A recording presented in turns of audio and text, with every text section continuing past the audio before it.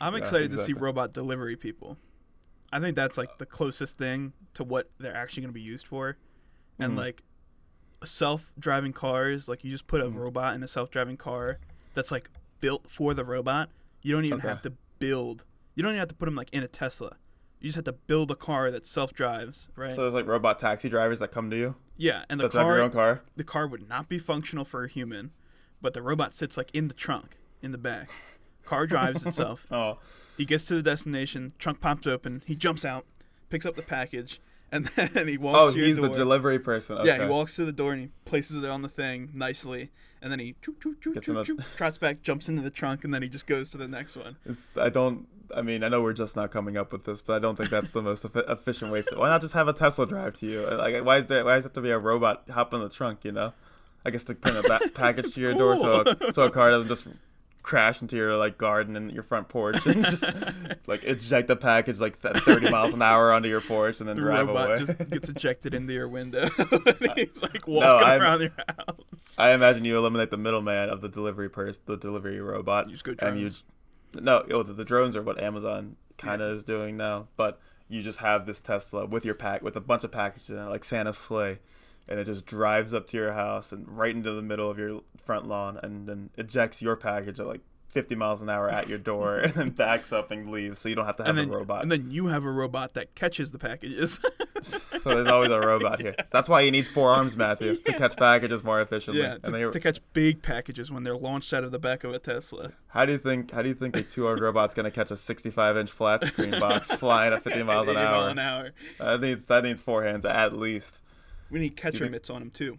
Every hand. So I don't like think that 4 catcher mitts. catcher mitts aren't meant for catching anything but baseballs. I don't think. they're, Well, they're what not if there's like. a baseball-sized package, and how is he gonna catch it?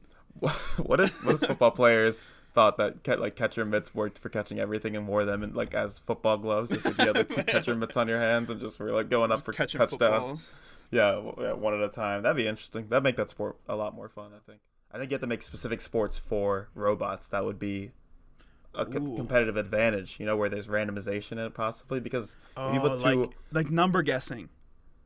yeah, maybe. I was with you for a Competitive number sec. guessing. Yeah, they're Because like they 7, they wouldn't 8. know. Yeah, there's no way. We just want to see robots. I mean, that's why we have robot fighting, you know? Yeah. So, I don't know. I don't think you could just have 2 perfect basketball robots play against each other, because wouldn't they just, it's like unstoppable force versus a movable object, and then the other one gets the ball Yeah. and the same exact thing. So, You think we'll eventually become Robert Downey Jr. in that one movie? Iron Man? No. That's What exactly is that movie? I thought you were just setting me up for a joke. No. I was like, the one, the Oh Iron no, Man. he's in another robot movie. Sherlock. Oh, No, it's like True Grit. What is it? What's it called?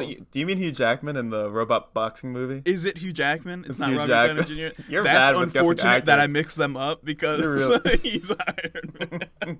Yeah, what's that called? That's called Real Steel. Real Steel, yeah. Yeah, that movie's sick. I love never movies that watched don't it. make That's I love probably why movies. I thought it was Robert Downey Jr. movies that don't have good writing or good. I mean, Hugh Jackman's a fine actor, but like the writing sets you up for the acting, and it was just like that movie is so just like, dude, robots fighting is fun, and I'm gonna like same thing with Pacific Rim. Do you know what that one is? I never watched that. I always associated that with District 12 or whatever that District 8. 9. District the one with- 9. yeah, a bunch I of always numbers. thought that was like terrifying for some reason. District 9 I was scared of too It was because he like turned into an alien. Yeah, it was like the I first didn't- rated R movie that I was like, I'm not watching that, and I was like You were- 13. You were terrified of aliens your entire young adult life. Yeah, I was, and I don't. Yeah. And it all stemmed from that one movie, the first PG-13 movie I ever Dark watched. Skies. Yeah, Yeah, that movie is still terrifying. it's. I mean, it's a little bit. Yeah. It is We watched it scary. together? I don't remember much about it. Carrie Russell's in that, right? I The don't, mom? I don't know who that Oh. is actually. You're really bad with actors and actresses. I just Okay. now realized. Remember Vanessa Hudgens, the guy who made the horn, Hutchinson. Hutchinson. Yeah, yeah. No, the robot movie with Robert Downey Jr. Iron Man. No, No, but Iron those- Man 3 Oh my bad. No, yeah. with No, but Don those- Cheadle. Don Cheadle. He's Dying Patriot or whatever they call him in that one. Yeah, he's the secondary character. Turtle-looking guy. But those movies that just are like fun when robots fight aliens, or robots are fighting each other, or aliens are fighting aliens. It's just so much fun, and it's like the writing doesn't have to be good. I can be a snob for movies sometimes, but it's just so much fun when it's just robots and fighting each other, and who cares about the writing at that point? So that's why I love Real Steel with Robert Downey Jr. Like, who thought like, if I inject this deadly toxin into my lips, yeah, it causes botulism. Is that correct? That's botulism, right? Yeah. Mm-hmm. Yeah, people are always like, that's bad, but if we do it in a good way, we can make it. Bad bacteria. Just put it in your cheeks. Put it in your cheeks, you'll look better. Yeah. That's crazy. Dude, how'd they find that out? There's a lot of people that do a lot of dumb stuff. Like, have you seen the people who inject themselves with snake venom on purpose so that they get used to it? Oh, like acclimate their bodies to the venom? They can take bites from any snake, which is kind of cool. So they can handle every snake. This dude picked up a black mamba and let it bite him. And he was like, ow. And he put it back down and he's like, yeah, that kind of sucks, but I'll get over it. Like, most people would probably die. Do you think that man's like an accountant and he's just doing that? Like yeah, on the side.